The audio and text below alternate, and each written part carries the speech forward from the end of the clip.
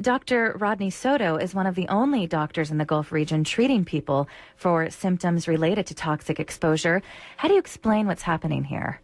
Well, it is up to date very well recognized and published the potential ill effects of petroleum derivatives or toxins like Corexit to humans. And so it's not a mystery or something that is hidden somewhere in the medical literature. It's even being published in JAMA by several scientists. It affects predominantly the nervous system, which is the brain, the immune system, hormonal, and gastrointestinal.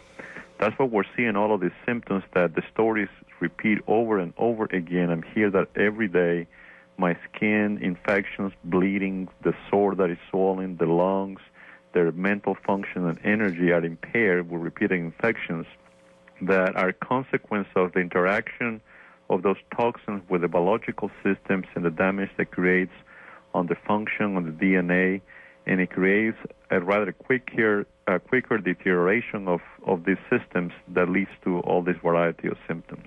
Ricky Ott, this is your area of expertise. Before we let Dr. Soto go, do you have a question for him? A couple of quick questions on your list that you mentioned: the nervous system, the immune system, the GI tract. I was with you on all that.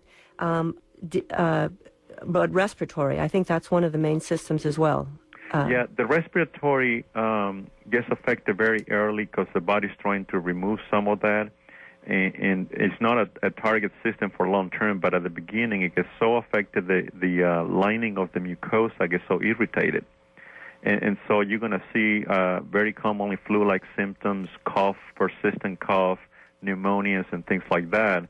But you're very right, and this is the acute part. When I was referring earlier, I was focusing in the major disaster that we haven't seen yet is the long-term effects, which is we still yet to see. I mean, we're barely scratching the surface of all these immune disorders, nervous system disorders, and hormonal gastrointestinal problems for long-term. And so cancer is going to surge in the area tremendously, unfortunately, in the next few years.